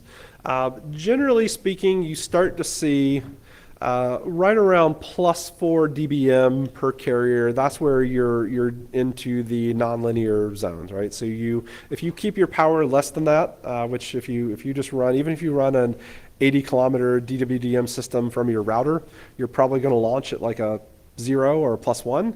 Unless you then immediately go into a booster, you're never going to see a nonlinear problem. You only see this when you're really trying to get as much power as possible through the system. So nonlinear impairments, there's two different kinds, right? So one kind is stimulated scattering. So this is SBS and SRS. And the other kind is called the Kerr effect. And that's what's happening when the light is actually causing the refractive index of the fiber to change in response to the amount of light that's in the system. And that causes some things called four-wave mixing, self-phase modulation, and cross-phase modulation. So the most basic, simple one, stimulated Brillouin scattering. So basically this is when you put so much power into the fiber that it actually causes the molecules of the glass to vibrate at an acoustic level. And when it starts to vibrate, it starts to set up these harmonics, and it actually, in vibrating in a certain way, will cause the power. Eventually, you stop being able to put power into the fiber, and you start getting power reflected back at you. So eventually, this can cause your transmitter to be damaged. This can actually reflect power back at your transmitter and cause problems. And this is very dependent on the power density of the fiber. So the wider the line width, the more you spread that optical power out over wider frequencies, the more dispersion there is on the fiber, the more you spread that power out. You can dither the signal to try and spread that out, but coherent helps quite a bit too. So a modern coherent system does a very good job of spreading that signal out compared to a classic NRZ, and I'll talk more about that later, the classic 10 gig type systems. So SBS impact generally requires a long distance of fiber. So if you run through a 1 meter patch cable, it might not be that big a deal, but if you run through a 20 kilometer span and you're really, really hot, the further you go, the more molecules of glass you move through, the more you have opportunity for that power to be reflected back because of those vibrations. SRS, stimulated Raman scattering, is how Raman amplification works. So what's happening here is you're transferring power from one wavelength to another. Like I said, when you do that intentionally, when you transfer power from a pump laser that you don't care about into a signal that you do care about, it's amplification and it's good. When this happens between two of your signals that you do care about and you don't want it to, it's bad. SRS, the tighter you pack the channels, the more it affects them. So if you have a 80 channel system, The more channels you have, the more it impacts it, but the tighter you pack them, the less it impacts it. So you have this big grid of different performance, right? If you have an 8-channel system with 50 gigahertz spacing, you can go to extreme powers, right? You can go to plus 21 per channel and still be fine. But if you run an 80-channel system, you can only launch at plus 0. So if you were to try to come along and launch at plus 3 or plus 4 or plus 5, you'd be seeing significant impact, nonlinear impact from this really strong signal because of the spacing of the channels. 4-wave mixing is an interesting one. So this is what happens when the regularly spaced channels actually interfere with each other and create harmonics. So in this little diagram, you see the orange signal. These are 3 regularly spaced signals. These are the carriers that you're actually trying to transmit data on. And what's happening is because there's so little dispersion on this fiber, the wavelengths are interacting with each other. They're creating harmonics. So you create harmonics to the side on unused bands. Well, we don't care about that because we're not actually using signal. But we also create harmonics on the 3 that we care about, right? We've created a new signal that isn't our data, that just creates noise that's now really hard to decode because of the interaction of these 3 things right next to each other. And if you put them so that they're not evenly spaced, if you spread them apart, if you do other things like that, then you can work around the creation of that effect. But here's why that dispersion, this is what's called mixing efficiency. So this is how badly it mixes. There's 3 different slopes here, right? So the lower one is regular SMF28 with your 17 picosecond per nanometer per kilometer. So you see a channel spacing. You've got this very, very inefficient. Like unless you are incredibly tight, it doesn't want to mix. If you go to no dispersion, if you go all the way to 0, you see that it wants to mix instantly. You're this, like, remember this is a logarithmic scale. So when you're at neg 40 or neg 50, that's not efficient mixing at all. When you're up here closer to 0, that's incredibly efficient mixing. So even having one picosecond per nanometer of dispersion is enough to create some amount of shift, and that's what your dispersion shifted fiber is. Some more diagrams or more examples of different channel counts and different power levels that people can look at. So interchannel effects, these are your Kerr effects. So cross-phase modulation is what happens when one wavelength of light affects the phase of another. So generally, where you care about this is when you're mixing an NRZ and a coherent system. So if you have an old 10 gig system running what's called an NRZ signal, a non-return to 0, and you put a new coherent 100 gig signal on it and they're right next to each other, the old NRZ system will actually cause cross-phase modulation penalties on the coherent system. And the easiest way to prevent this or makes this not cause impact is to have a separation, have a guard band. So if you keep 200 gigahertz of spacing between your NRZ signals and your coherent signals, you reduce the impact that you see here.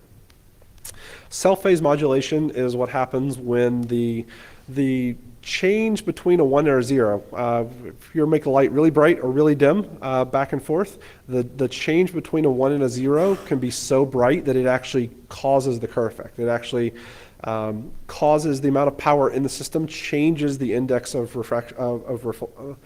refraction and causes light to be steered. So you can actually have things where it actually causes the light to be constrained inside of the fiber much tighter than it wants to be. There's all kinds of different weird effects that start to happen when you start to put really high power systems out there. But remember, all of this is tied to energy density. It's about what happens when you put a lot of power into this little tiny fiber.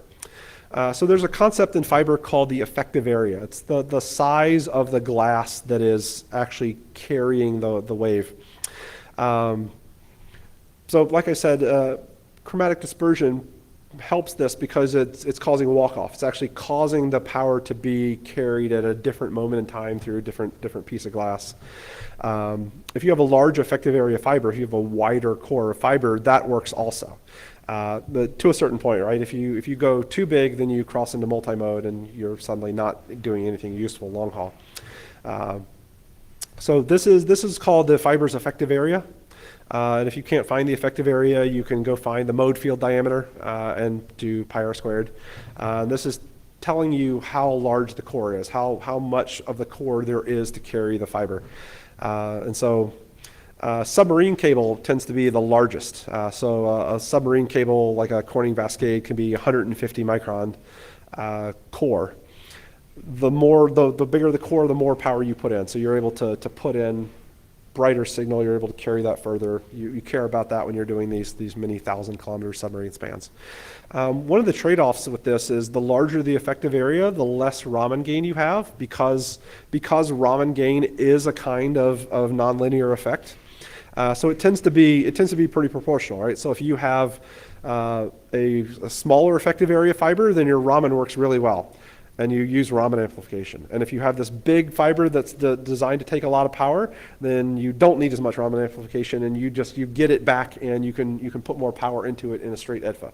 So it depends on the kind of fiber that you want, but you can go either direction and still get very similar outcomes. So now I'm going to talk a little bit about what we actually transmit over the fiber itself. So modulation. Remember, at the end of the day, we live in an analog world, right? We think we're sending ones and zeros, but we're not. We're sending waves. So we have to figure out how do we actually encode our digital signals in these analog waves. And light is just another kind of electromagnetic wave, just like everything else. So the simplest form of modulation, the one that you'll see in the most basic kind of optics, is something called IMDD. And that stands for intensity modulation with direct detection. The most common form of that specifically is something called NRZ, which is non-return to zero. You'll also hear this called amplitude shift keying, which is just like AM radio, which is all just a really fancy way of saying bright for a 1 and dim for a 0. That's all this is. And so a direct detect system means you have a photodiode and it looks at this light and it sees bright dim, bright dim, bright dim, and it turns it into 1s and 0s. So historically, most of our fiber systems have been built purely around NRZ. All of your 10 gig signals and below are very much in this category. Most of your client optics are in this category. And only the newest, highest end long haul or high capacity systems or something else. So baud is what happens when you have a signal state. So it's the rate at which you modulate a signal. So if you send a 10 gigabit per second signal, that means you flash between a bright or a dim 10 billion times a second. That's 10 gigabaud. You carry 1 bit per baud, and so there's your 10 gigabit. That's your data rate. So this worked really well up until about the 10 gigabaud range. And as you start to go past 10 gigabaud, then it starts to get very, very difficult to deal with dispersion. So the dispersion impacts you, chromatic dispersion impacts you as the square. So as the gigabaud rate goes up, it harder and harder and harder. So what happens when you can't increase the gigabaud rate anymore? What happens when you need to encode more data and you don't know how? Well, so there's a couple things that you can do, right? One is you can add more states to the amplitude modulation. So instead of having a bright and a dim, you could have a bright and a really bright. So 2 states, you might have 4 states. The other way is something called phase shift keying. So that's a way to modulate data based on another property of an analog wave called the phase. So in phase shift keying, what happens is you think of a sine wave, right? Here's a wave. It's doing this. If you want to modulate on phase, what happens is you have a sender and a receiver, and they both agree on a specific frequency. So they say, we're going to use 196 terahertz. This is our frequency. I'm going to listen to it. You're going to send it. And you actually have a laser on the receive side. So just as the transmitter has a transmitting laser, you have a laser on the receive side, and you dial it to exactly the same thing that the transmitter is going to be sending. And so then you're able to modulate by offsetting the phase. Instead of making it brighter or dimmer, you shift the point where does it go to zero? Where's the peak of the wave? Where's the zero of the wave? Where's the low peak of the wave? You move that back and forth. That's the phase.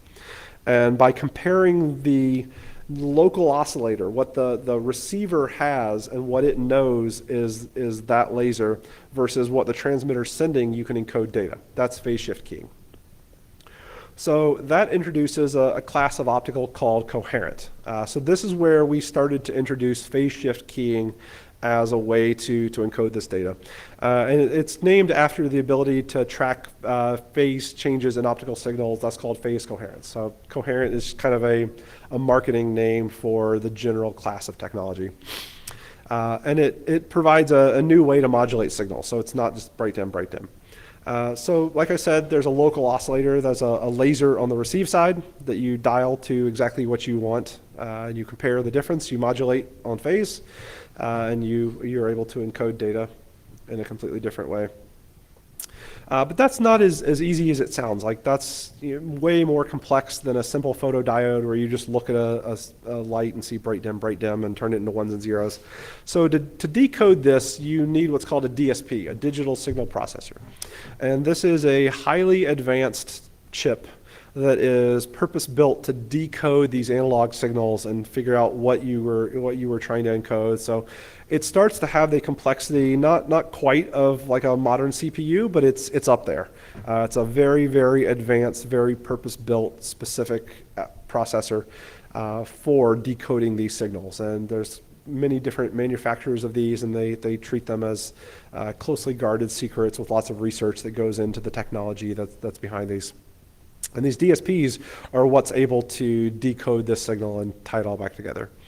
So when we introduced coherent, we had an immediate overnight jump. We went from, we were doing 160 channels of 10 gig and hitting all of these NRZ limitations to, we moved immediately to 96 channels of 100 gig. So we jumped overnight from 1.6 terabit to 9.6 terabit. It gave us our first true 100 gig optical signals. So instead of just N by 10, we had real native 100 gig, and then it went up from there. Coherent also greatly eliminates the need for dispersion compensation. So the DSPs actually like dispersion. It helps them calculate the signal better. It's better to have dispersion than to have no dispersion, and they can eat tremendous amounts of it. So you're no longer having to do all this dispersion compensation every hop, and it greatly enhanced our bandwidth. So where do you go from there? Well, now that we're modulating on phase, you add amplitude back into it. So you have something called QAM, quadrature amplitude modulation. So it's basically just a combination of phase shift keying and amplitude modulation. So now you have two different modulated carriers that you can send at the same time, the same frequency, but with a phase offset. And you're using a DSP to computationally recover from that. And as you get more and more and more complex, you create more potential states where you can encode data. So we have 8 QAM, 16 QAM, 32 QAM, 64 QAM. You move up the scale in different potential states. And now we even have irregular constellations. We have these half QAM states where some of the time we're using more states and some of the time we're using less. There's a lot of fancy technology that's out there to encode more bits per symbol rate. So you get 4, 5, 6 bits per change of baud per symbol. We also use polarization multiplexing. So remember that light, among the many things that we don't really understand about it, is just a wave. It's a wave propagating through space. And because we live in a three-dimensional space, we have an X and a Y axis. And light you can send a horizontal wave propagating like this, and you can send a vertical propagating wave like this. And as long as they're completely horizontal, completely orthogonal to each other, they will propagate without interference. So you can basically double the amount of capacity that you can send through a three-dimensional fiber by sending these two polarizations of light. And the DSPs decode all of this in the end and computationally recover what it was you were trying to put in there. So what you end up with is you look at the bit rate being a multiplication of your polarizations, or number of carriers, times your baud rate, times your modulation. So today we only have dual polarization. There's other things that we're trying to figure out how to do this on, like orbital angular momentum and things like that. But today we just have polarization, so we get two carriers. We have a baud rate. So the baud rate, the higher the baud rate, the wider the channel size you need, because I said the baud rate is directly proportional to the width of the laser. So you need these better quality DACs, but we get better and better and better at designing better DACs that are able to work with these higher baud rates. And modulation is how we encode the data. So the higher the modulation you go, the higher an OSNR you need. So you end up with this big table, right? You end up with these many different ways to achieve. So let's say, for example, you wanted to achieve a 100 gig data rate. Well, what that might look like is a 32 gigabaud signal with two polarities encoded at QPSK, so DP, dual polarity QPSK. So that's just straight phase shift key. So that signal ends up fitting inside of a 37.5 gigahertz channel. And by the time you add FEC overhead, it needs 128 gigs of data to carry your 100 gigs. And it lets you work at these very low OSNRs. So you could get down to like an OSNR of 10 dB, which is extremely low. And those are the kind of signals that you can carry tens of thousands of kilometers across all the way around the world and still be fine. But if you want to carry a modern higher end signal, say you want to carry a 600 gig wave, you would do that with a potentially 64 gigabaud signal done at 64 QAM, and it needs this wider channel and it needs a much higher OSNR. But you get to pick and choose. You get to decide which given the properties of your line system, which level of signal you want to carry. So here's an example of a modern DSP and what that looks like. So Acacia is one of the leading manufacturers. They're kind of like the Broadcom of the optical DSP world. Most people use them. So this is the latest product that they ship, and here's all the different combinations. Here's all the different ways that you can achieve different bit rates. So if you want a 200 gig signal, you might do it at 34 gigabaud at 16 QAM, you might do it at 46 gigabaud at 8 QAM, you might do it at QPSK at 69 gigabaud. And each one has a performance trade-off.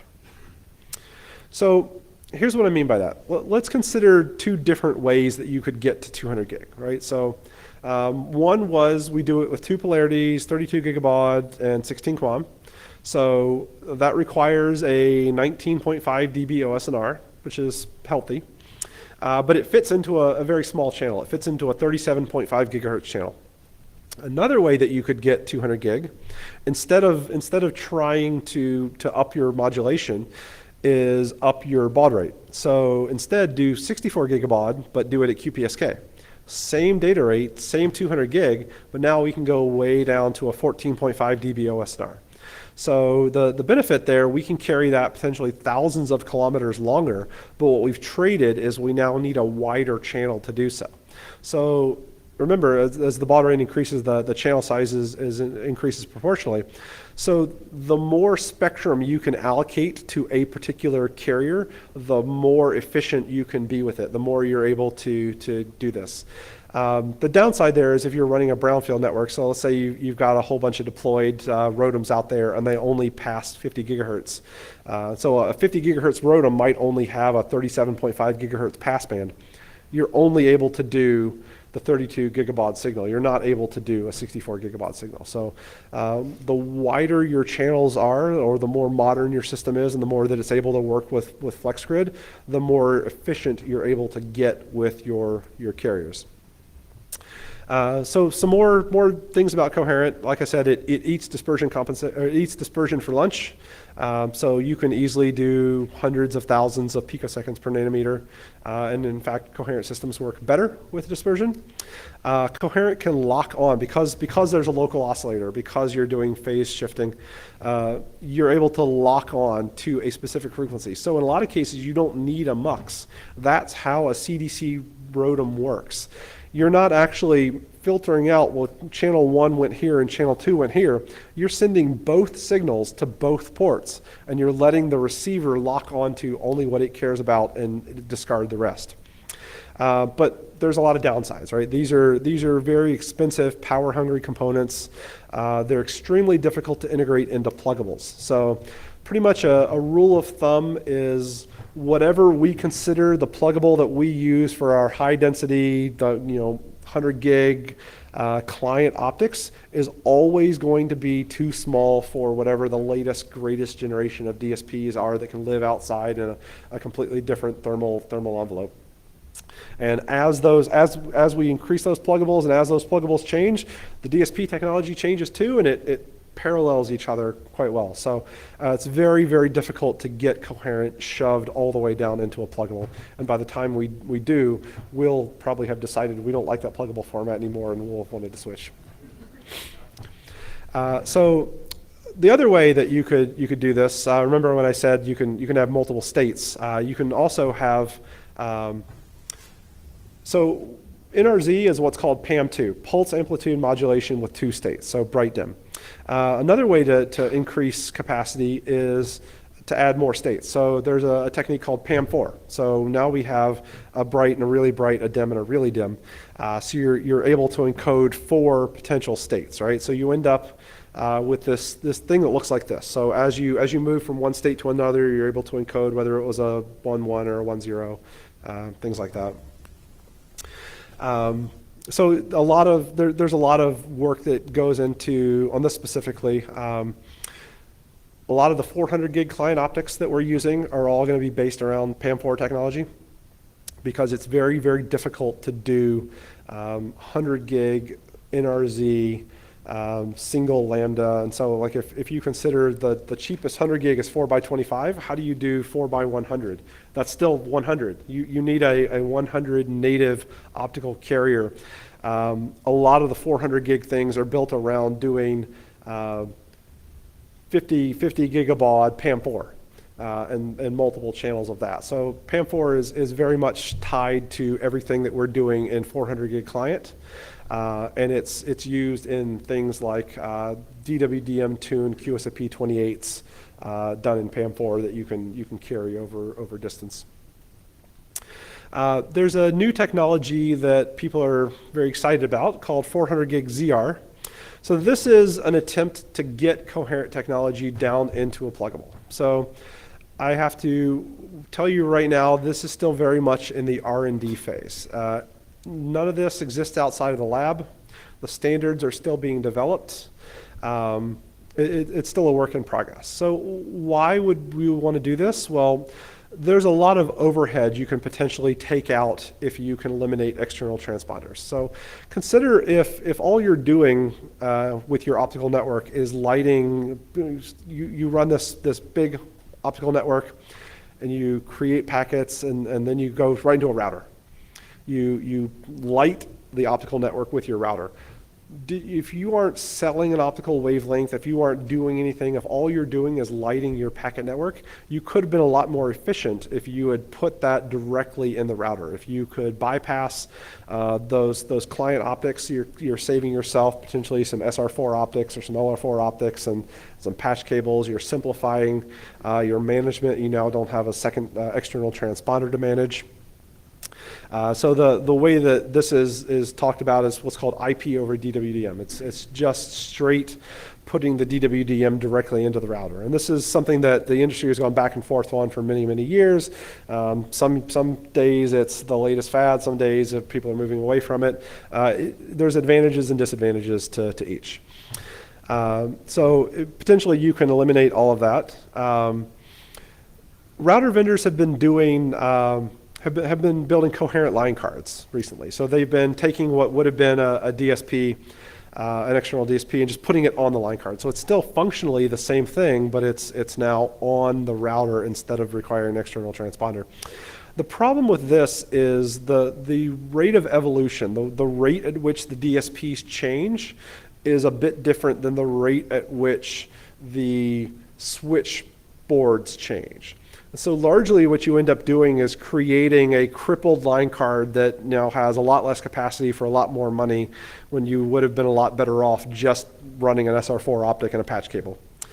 So 400 gig ZR is an attempt to actually do this and get it down into a pluggable. So it'll be a 400 gig, so think a QSFP 56DD that'll actually be able to do coherent 80 kilometer DWDM into a pluggable. It's very, very complex. It's still a very difficult engineering challenge. We're a long ways away from that being ready. And like I said, there's a PAM4 DWDM also.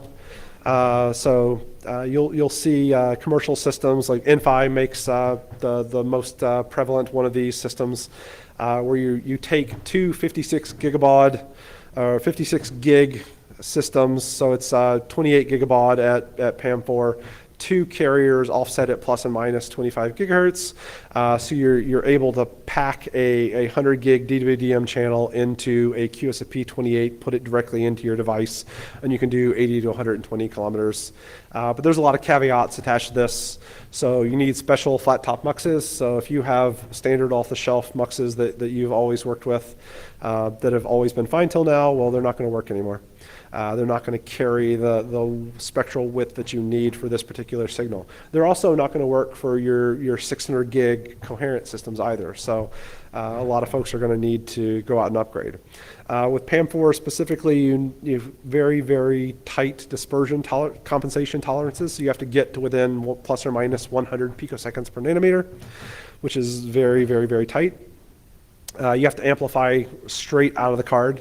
So you can't even take one optic and link it directly to another optic sitting right next to each other. You have to have an amplification pass just to ever be able to link once. And by the way, 400 gig ZR is going to be the exact same way. So it's not going to be this panacea of, oh, it's just like old tunable DWDM where I plugged it in and it worked and I didn't need amplification or to know anything optically. You actually will need to run real line systems and amplification no matter what you do. And these things have a very high OSNR requirement. So basically you're never able to pass a PAM4 system through a ROADM. The impact from all the amplification is way too much. So now I'm going to talk a little bit about engineering that you can do. Insertion loss. Even the best connectors and splices aren't perfect. So every time you connect two fibers together in any way, shape, or form, you're going to get loss. So a typical budgetary figure will be 0.5 dB per connector, but the actual number will vary depending on the conditions, how clean the fiber is, what the mating type connector is. Insertion loss is also used to describe loss from a mux. So it's just the penalty you pay from plugging in the fiber. You might plug into a 40-channel DWDM system, and you might have a 3.5 dB loss just from going into that mux. You might plug into an 80-channel system, and you might see a 9.5 dB. Remember, an 80-channel system is really just two 40-channel systems glued together with an interleaver. That's why that insertion loss is so high. That's why you typically see these systems only used on high-end amplified systems where you can overcome that kind of loss. When you plan an optical network, you need a budget. So when an optic says 10 kilometers, that's the loosest of guidelines.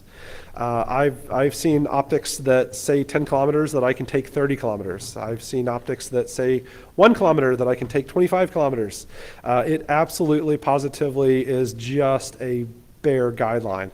So you need to actually look at the light levels and what impairments you're going to hit as you go across the signal. But you want to leave some margin. You want to leave some room so that as the transmitters might cool with age, so 5 years from now you don't find that you've crossed this magic threshold and that your signal goes down. And remember, you have to leave room. Like what happens if there's a fiber cut and the splice crew goes out and they fix it, but they don't fix it quite perfectly and there's a little bit more loss, or just technicians going out in the field and bending the fiber cables. You have to leave a little bit of margin in there. I talked about this a little bit earlier, but different connector types. So primarily, you'll see these called PC or UPC, which people think they stand for polished connector. They actually don't. They stand for physical contact. So your blue fiber ends are your PC or UPC Your green fiber connectors are your angled physical contacts. You see they have a cut that's a slight angle. It's an 8-degree angle. The reason for this has 100% to do with reflections. It doesn't make the signal carry any better in any way other than reflections. In a regular UPC system, when you unplug that fiber cable and there's nothing plugged into the end of it, it now starts to transmit a lot of that light back. And so if you have a very high power system, you can transmit more power back and you can actually cause damage and do things that you don't want to do. And an APC system, because you have this little 8-degree cut, when you unplug that fiber cable, it's now transmitting the power into nothing. It's going into the cladding and dissipating. So you see this used whenever you have a high power system of some form. That's the only time that it matters. When you amplify, when you work with a signal, you have to do what's called the 3 Rs, 1R, 2R, and 3R. So 1R is amplification. So when you go through an EDFA and you make it brighter, you've just amplified it. You haven't reshaped it, you haven't looked at the signal in any way. You can do reshaping, you can restore the ones and the zeros, but you don't always have to go all the way to retiming. So retiming is a full OEO. You've completely decoded the signal, you know exactly what it was originally, and now you re-encode it going forward. So that's typically what happens in a full transponder. Bit error rates, as you start to cause impairments, typically links don't just go out and die. You don't just cross this magic line where all of a sudden it's either working or not working. What tends to happen is as it gets worse and worse and worse, the bit error rate goes up. The potential that there's an error goes up. So when you talk about testing a span, you talk about testing a link, you have to put a certain amount of data across it to have a certain level of confidence that a link will work. So for example, if you want to be 99% confident that a 100 gig link has a 10 to the 13 bit error rate, you have to generate 100 gig traffic for 3 hours and 29 minutes, right? After you've done 3 hours and 29 minutes of traffic and you've seen no loss, then you have a 99% confidence this is the bit error rate. That's why when you turn up telco circuits, if you ever see people come out and leave test sets running for a really, really long time, that's what they're trying to certify is this is the certain bit error rate. And the lower the speed of the link, the longer you have to leave that test running. I'm going to skip some stuff for time. Optical power meters, light meters. Tools of the trade, simplest thing on the planet, you go out there and plug your fiber into it, look at it, and it tells you how bright the signal is. And it's going to display the values as either dBms or milliwatts. If you have a light meter and it has a relative loss mode, if it has a button that says dB, that is meant to be used as part of fiber testing. So that's meant to be used with a known light source on the other side so that you can compare how much loss you have and say, hey, this cable has this much loss. But when you're actually plugging into a router and wanting to see how much light am I putting out, you need to be in dBm mode. You need to be in the absolute mode. So remember, if I had a nickel for every time someone told me they just measured plus 70 on my fiber, I'd be a rich man. OTDRs, an optical time domain reflectometer. So this is a tool that helps you characterize fiber. What it does is it sends pulses of light out into the glass and it looks at the reflections.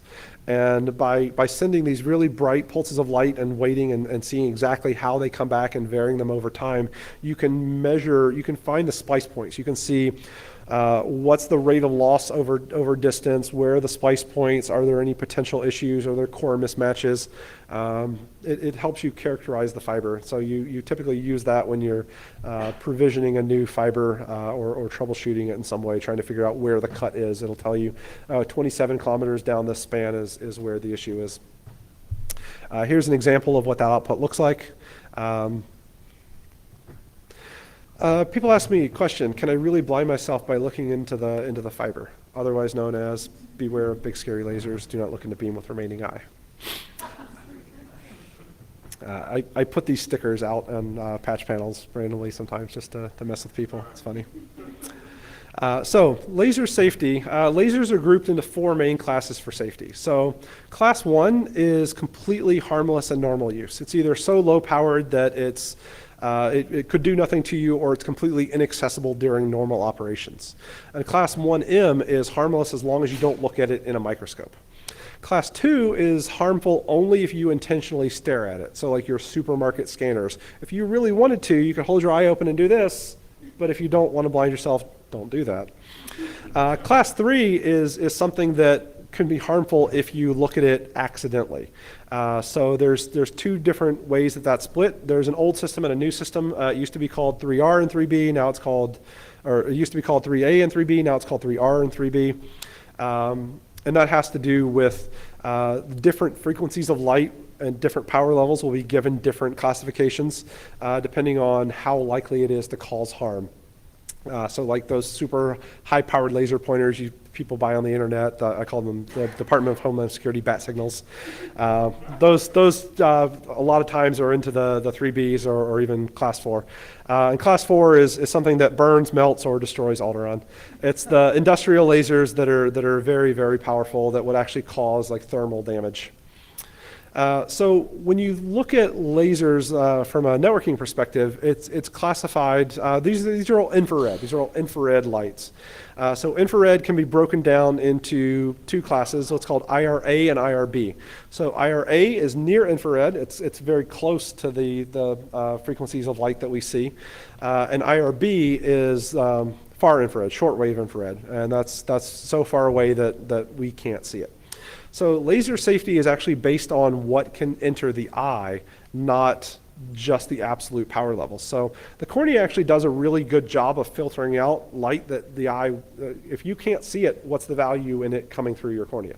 So IRB, the far infrared, actually does a really good job of getting filtered by your eye.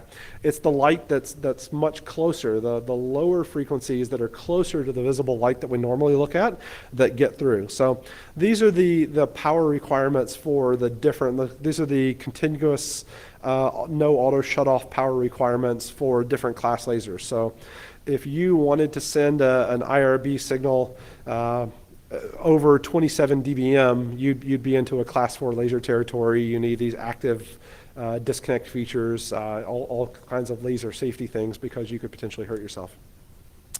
So as far as this goes in the field, routers, essentially there's nothing that you will find on a router that is anything other than a class 1 laser. Even your long reach, 80 kilometer, 200 kilometer, it doesn't matter. What's happening is you're not making the lasers transmitting any stronger, you're making the receiver more sensitive. So the laser power is pretty well fixed. The only time you really get into something that's potentially harmful is when you have amplifiers. So you now move into 3R or 3B. Systems. If you have Raman amplification, that's pretty much always a class 4. Raman amps are very, very high end. And these typically have some kind of an auto power reduction or shut off or break.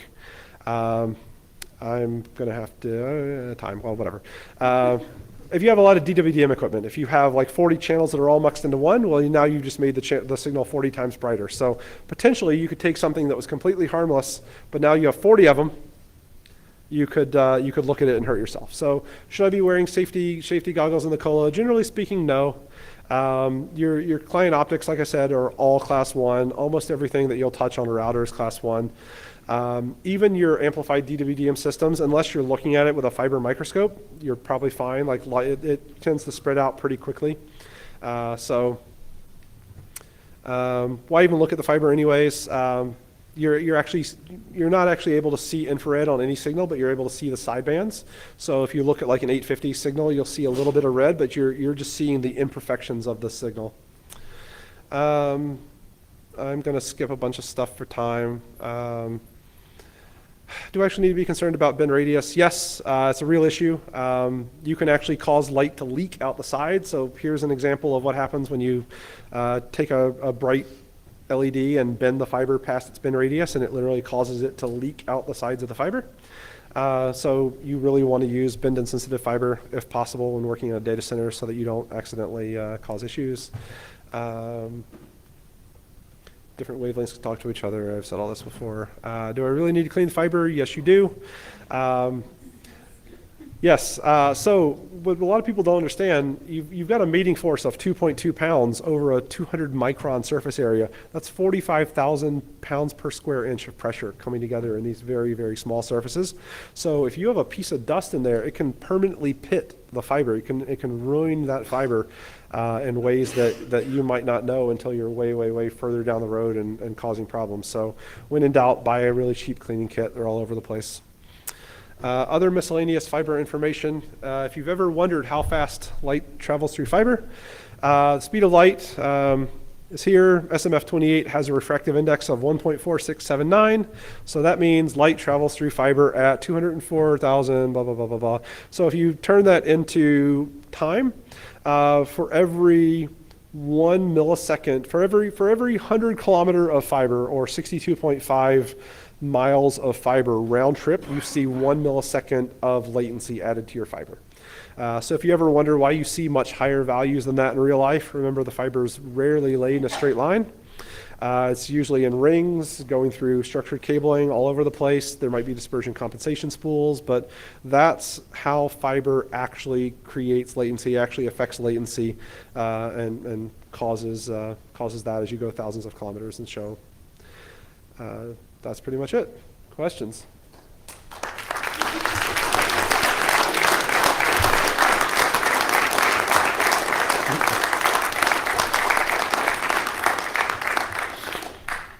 Questions? Nope. And in that case, enjoy your beer and gear.